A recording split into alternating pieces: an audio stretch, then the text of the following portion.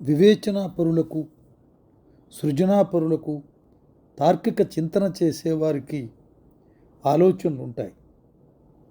అనేక రకమైనటువంటి ఆలోచనలు వారు తమ గురించి వ్యక్తిగా, సమాజం గురించి, సమాజం హితం గురించి, సమూహం గురించి ఆలోచిస్తుంటారు. ఇటువంటి ఆలోచనలను మనం రెండు పద్ధతులుగా గుర్తించవచ్చు. కొన్ని ఒక దేశకాల నిర్దిష్టమైన విషయాల గురించి ఆలోచన. రెండవది దేశ కాలాతీతమైన మానవ స్వభావాన్ని అవలోకించేవి అంటూ వాటిని మనం రెండుగా విభజించవచ్చు. అయితే దేశానికి కాలానికి అతీతంగా జీవించటం మానవుడికి సాధ్యమా అన్నది ప్రశ్న. సాధ్యం కాదు. అదేవిధంగా సమాజానికి అతీతంగా వ్యక్తి జీవించటం సాధ్యమా అసాధ్యమా అంటే సాధ్యము అసాధ్యము రెండు మనం చెప్పవచ్చు. అయితే ఏ ఒక కాలంలో జీవిస్తున్న వారే అయితే సమాజానికి భిన్నంగా ఇంకా మాట్లాడితే సమాజాన్ని పట్టించుకోకుండా జీవించాలని కోరుకునేటటువంటి వాళ్ళు కొంతమంది ఉంటారు. సమాజాన్ని వ్యతిరేకించే వ్యక్తివాదులకు, వాళ్ళని నియంత్రించే సమాజానికి మధ్య ఉండే పోరాటాలే సామాజిక జీవనం. ఈ పోరాటం సామాజిక జీవనానికి కొన్నిసార్లు మంచి పునాది వేస్తుంది, కొన్నిసార్లు విచ్ఛిన్నకరమైనటువంటి పునాదులను కూడా వేస్తుంది. వ్యక్తివాది వ్యక్తి వినా సమాజం లేదని అంటాడు. సంఘజీవనం అవసరార్థం మాత్రమే. సంఘజీవనం అనేది ఎవరి జీవనము కాదు, అది సామాన్య లక్షణం కావచ్చు. ప్రతిదానికి సంఘాన్ని తిట్టడం వ్యక్తి తన విలువని విశిష్టతని కోల్పోయి బాధ్యతారాహిత్యంలోకి దిగజారటమే అవుతుంది.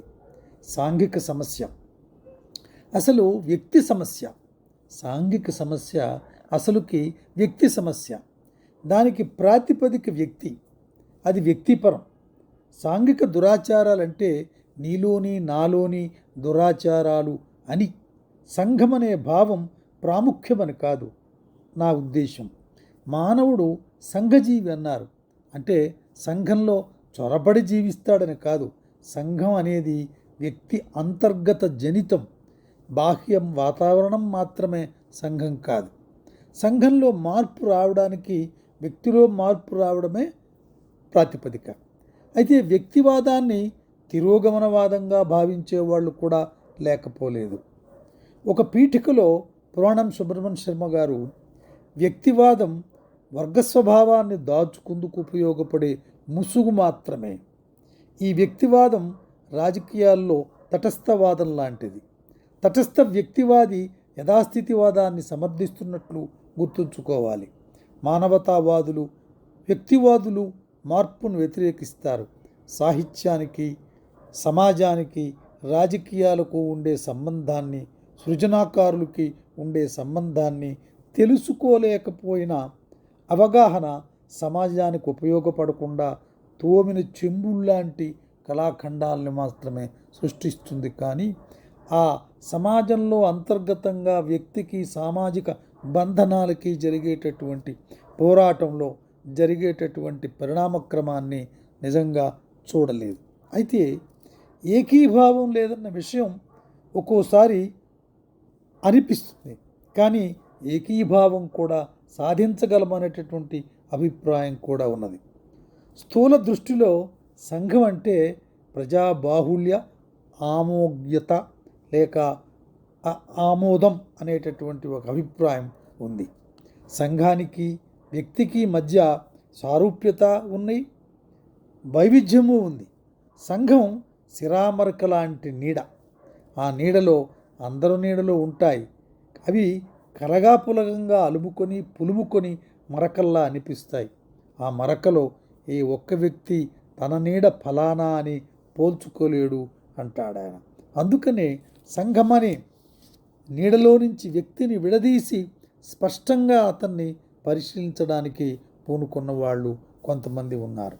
అయితే కొంతమంది వ్యక్తివాదపు పరిమితుల్ని, బలహీనతలను కూడా గుర్తించగలిగినటువంటి సృజన చేశారు. సృజన చేసేటటువంటి మార్గంలో, సృజన అన్వేషణ మార్గంలో వ్యక్తిని, సమాజాన్ని రెండింటినీ కూడా ఒక సమతౌల్యమైనటువంటి స్థాయిలో, ఒక కౌశలమైనటువంటి పద్ధతిలో, సమన్వయ రీతిలో ఆలోచించారు. విజృంభించిన వ్యక్తివాదానికి ప్రస్తుత సమాజం ఒక ప్రతీక. అంటే ప్రతీక అని సంపూర్ణంగా చెప్పలేము, ప్రతీక కాదు అని కూడా మనం చెప్పలేము.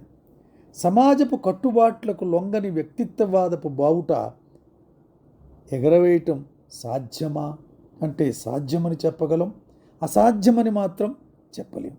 అయితే ప్రతి వ్యక్తిలోనూ ఏదో ఒక రీతిలో కొంత అరాజక తృష్ణ ఉంటుంది.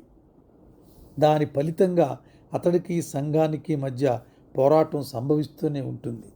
వ్యక్తి తన పరిమితులు తెలుసుకోకపోవటం, అందరాని దానికోసం అరులు చాచటం, తన జీవితాన్ని తానే పాడు చేసుకోవటం, ఇది ఒక సర్వజనీనమైన, సార్వకాలికమైన జీవిత పార్శ్వం.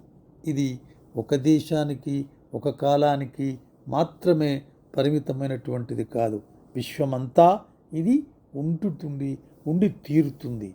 అయితే వ్యక్తివాదం కేవలం తనకు అనుగుణమైనటువంటి ఏ వ్యక్తికి తనకు కోరుకున్నటువంటి రసస్వభావానికి సరిగ్గా సరిపోయే సమతౌల్యపు రసజీవితం దొరకదు.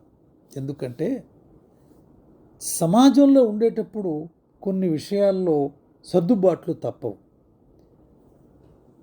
కృష్ణం మాత్రం తాను కోరుకునే రససిద్ధి ఎంతకాలం దొరుకుతుంది? అది సమృద్ధిగా దొరికిందనుకున్నటువంటి వ్యక్తి మరికొంతకాలం బ్రతుకుంటే ఏం జరిగి ఉండేది? కేవలం రససిద్ధి మాత్రమే గమ్యంగా సాంఘిక నియమాలను కూడా త్యజించి ఒకరితో కలిసి జీవించిన, ఒకరితో విడిపోయినా మళ్ళీ రసజీవనానికి పూనుకున్నప్పుడు సైతం పట్టించుకోని వ్యక్తివాదానికి ముగింపు ఏమిటి? వ్యక్తికి, సంఘానికి మధ్య జరిగే ఈ పోరాటంలో వ్యక్తిదే ఓటమి. రససిద్ధి కోసం వ్యక్తిలో సాగిన ఈ పటుతరమైనటువంటి తృష్ణ, పిపాస ప్రతీకాత్మకమేనా, లేదా నిజంగా ఆ తృష్ణ మాత్రమే వ్యక్తివాది తాలూకా జీవితాన్ని ముందుకు తీసుకువెళుతుందా అంటే ఆ అవగాహన కల్పించుకోవటం ఎప్పుడు జరుగుతుందంటే వ్యక్తివాదాన్ని, సమాజవాదాన్ని రెండింటినీ ఒక సమతౌల్యమైనటువంటి స్థితిలో దాన్ని విశ్లేషించినప్పుడు మాత్రమే దాన్ని మనం గమనించగలుగుతాం. అలాగని వ్యక్తివాదాన్ని భగ్నం చేయడానికి ప్రయత్నించేవాళ్ళు ఉండకూడదా? ఉంటారు. తెలిసి ఎదురు తిరగటం, తెగేదాకా లాగటం, ఇది కూడా మానవ ప్రకృతిలో భాగమే. దాన్ని కూడా మనం గుర్తించవలసి వస్తుంది. ప్రతి వ్యక్తిలోనూ ఎంతో కొంత నిష్పత్తిలో ఉన్న వ్యక్తివాదపు, అరాజకవాదపు ప్రతీకలు మనకెదురుగా చాలామంది కనిపిస్తుంటారు. ఆ వ్యక్తులు ఉన్నంత వరకు సమాజం కూడా ఉంటుంది. వ్యక్తివాదం ఉన్నంత వరకు సామాజికవాదం ఉన్నంత వరకు వ్యక్తివాదం ఉంటాయి. దాని ఫలితంగా ఈ రెండింటి మధ్య ఘర్షణలు ఉంటాయి. ఈ ఘర్షణలు ఉన్నంత వరకు చాలా వరకు సమాజం బయటికి కనిపించకపోయినా అంతర్గత జ్వలన జరుగుతుంది. ఆ జ్వలన వలన కొన్ని మంచి విషయాలే సామాజికంగా ఏర్పడతాయి. అయితే తనకు కావలసిన దానికోసం సమాజాన్ని ఎదిరించే వ్యక్తివాదానికి సమాజవాదంలో పరిమితులు ఉన్నాయని నమ్ముతారు. అందులో నేను ఒకడిని. పరిమితులు ఉన్నాయి. పరిమితులను మాత్రం మనం ప్రక్కకు నెట్టలేం. ఆ పరిమితులను కూడా అవగాహన చేసుకున్నప్పుడు మాత్రమే వ్యక్తివాదానికి ఒక అర్థవంతమైనటువంటి నిర్వచనం మనం ఇవ్వగలుగుతాం. తాను నిర్ణయించిన విధాలకు అనుగుణంగానే వ్యక్తులు నడుచుకోవాలనే సమాజవాదానికి కూడా వ్యక్తివాదులు పరిమితులు ఉండాలని ఆశిస్తారు. వీటి ఎల్లలను నిర్ణయించటంలో ఇరువురికి ఏకాభిప్రాయం ఉండదు. అందుచేత సాగించే అన్వేషణ పట్ల వ్యక్తివాదులకున్నంత గౌరవం సామాజికవాదులకు ఉండదు. అయితే సామాజికవాదులు సైతం ఒకసారి తమకు తాము అంతర్ముఖులై తమ జీవన శైలిలో తమకే తెలియకుండా సాగుతున్న అరాచక తృష్ణని గమనించగలుగుతారు. ఆ విధంగా గమనించగలిగిన వారే నిజమైనటువంటి ఆలోచనాపరులు, నిజమైనటువంటి తాత్విక చింతన కలిగినటువంటి వాడు. అయితే పాటిస్తున్న అరాచక విధానాలను గుర్తించగలిగినప్పుడు ఈ సామాజిక వాదం తాలూకా విశిష్టత బోధపడుతుంది. వాదాలను ప్రతిపాదించినంత సులభంగా వ్యక్తులను నిర్వచించలేం. ప్రతి మనిషిది ఒక సంక్లిష్టమైన వ్యక్తిత్వం. దాన్ని గుర్తించగలిగినప్పుడే సామాజిక పురోభివృద్ధికి చేయవలసిన దోహదం బాధపడుతుంది. ఆ దోహదం ఏమిటి అంటే వ్యక్తివాదాన్ని, సమాజవాదాన్ని సమతౌల్యంలో చూడగలిగినటువంటి ఒక సమాజాన్ని నిర్మించటం. వ్యక్తికి, వ్యక్తి స్వేచ్ఛకి, వ్యక్తి రసానుభూతికి విలువనిస్తూ వ్యక్తి కూడా సమాజంలో ఒక భాగమే. ఆయన బాధ్యత ఆయనకుంది. సమాజం కూడా కొన్ని బాధ్యతలు ఉన్నాయి. వ్యక్తుల స్వేచ్ఛకు, వ్యక్తుల రసానుభూతులకు, వ్యక్తుల ఇంద్రియానుభవగ్రాహ్యానికి అవసరమైన వాతావరణాన్ని సృష్టించవలసిన బాధ్యత కూడా సమాజం పైన ఉంటుంది.